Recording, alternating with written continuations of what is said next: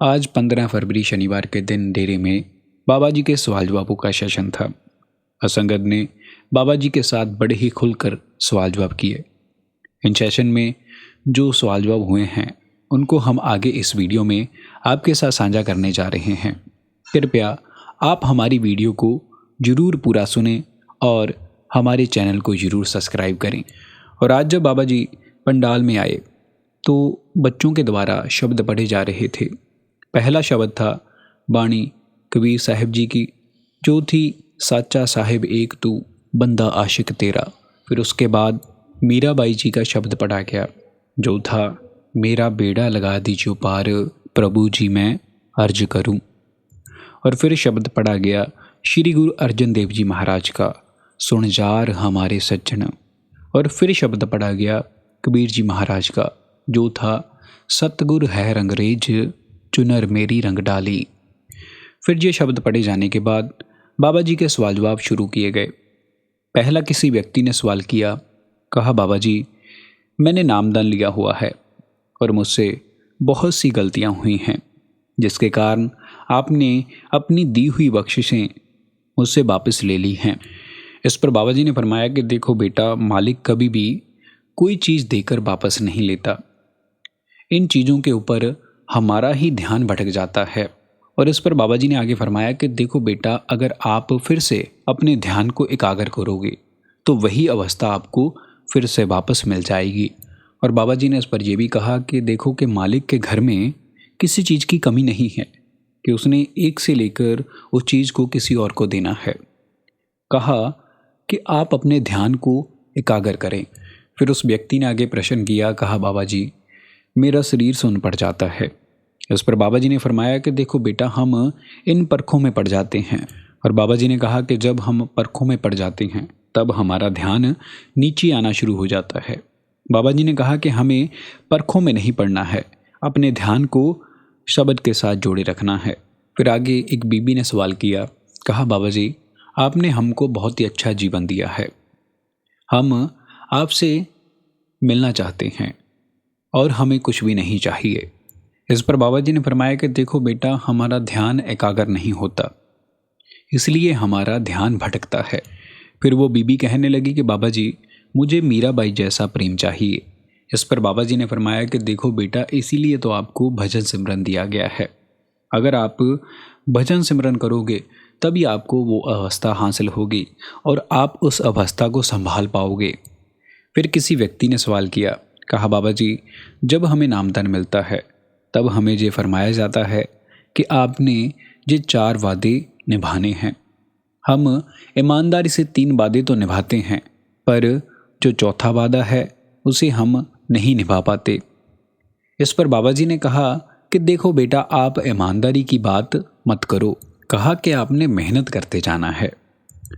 और बाबा जी ने इस पर इमारत की उदाहरण देते हुए फरमाया कि देखो बेटा, जो घर है ना, वो भी एक दिन में नहीं बनता, उसे भी वक्त लगता है। और वो बीबी कहने लगी कि बाबा जी जब हम भजन सिमरन करते हैं तब हमें नींद आने लगती है। और इस पर बाबा जी ने फरमाया कि देखो बेटा, भजन सिमरन में नींद की भी एक अवस्था है। फिर वो बीबी आगे कहने लगी कि बाबा जी हमारे घर में एक रूह थी जो कि बिना नामदान के चली गई। वो बीबी कहने लगी कि बाबा जी क्या अब उसको भटकना पड़ेगा। इस पर बाबा जी ने कहा कि देखो बेटा, ये जो मोरे हैं ना, ये हमने लगाई हुई हैं। और बाबा जी ने फरमाया कि देखो बेटा, मालिक की तरफ से कोई मोहर नहीं है। और आगे बाबा जी ने भजन सिमरन के ऊपर फरमाया। बाबा जी ने कहा कि देखो बेटा, भजन सिमरन क्या है। जब हम भजन सिमरन करते हैं तब हमें ये सिखाया जाता है कि आपने मालिक के साथ कैसे जुड़ना है। और बाबा जी ने कहा कि जब हम मालिक में विश्वास रखना शुरू कर देते हैं, हमारा मालिक के साथ रिश्ता तो तब से ही जुड़ जाता है।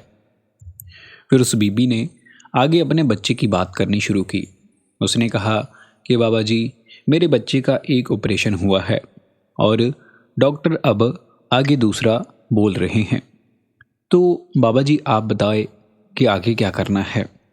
इस पर बाबा जी ने कहा कि देखो बेटा, ये तो माँ बाप की राय है, जो माँ बाप ने करना है वही होना है।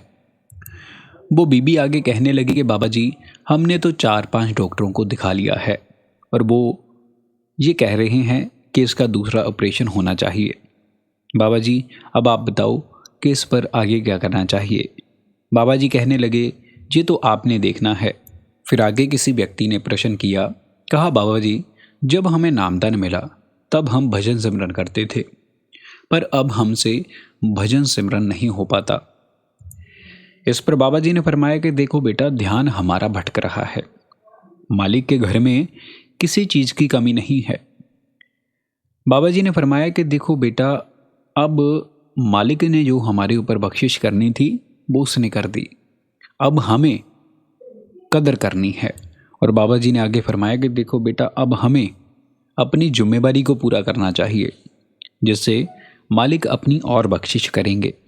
फिर आगे व्यक्ति ने सवाल किया, कहा बाबा जी हम अपने बच्चों को हक हलाल की कमाई से खाना देते हैं, पर फिर भी हमारे बच्चे हमारे कहने में नहीं हैं, हमारा कहना नहीं मानते।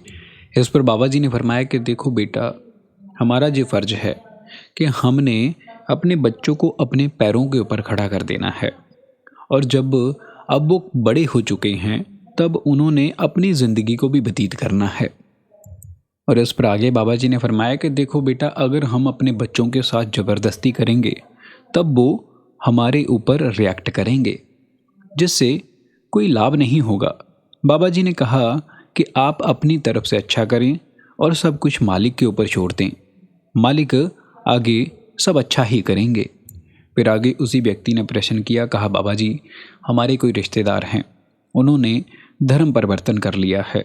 इस पर बाबा जी ने कहा कि देखो बेटा, धर्म कोई भी हो, हमने रिश्ता तो मालिक के साथ जोड़ना है। और इस पर बाबा जी ने आगे फरमाया कि देखो बेटा, हमने भक्ति उस एक मालिक की करनी है। जब हमने भक्ति उस एक मालिक की करनी है तो जहाँ पर कौन सा धर्म है, कौन सा मज़हब है, इसका कोई लेना देना नहीं है।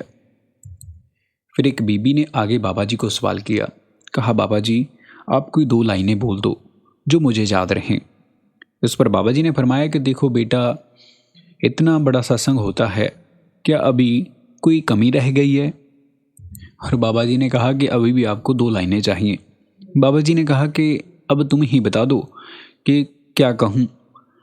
वो बीबी बाबा जी को कहने लगी कि बाबा जी आप अपनी तरफ से कुछ भी कह दो। बाबा जी ने कहा कि बीबियों को कुछ कहने की ज़रूरत पड़ती है। बाबा जी की इस बात पर सारी संगत पंडाल में बैठी हंसने लगी। फिर आगे किसी व्यक्ति ने बाबा जी को सवाल किया, कहा बाबा जी हमने मालिक के साथ रिश्ता जोड़ना है और हमारा निस्वार्थ प्यार कैसे हो सकता है?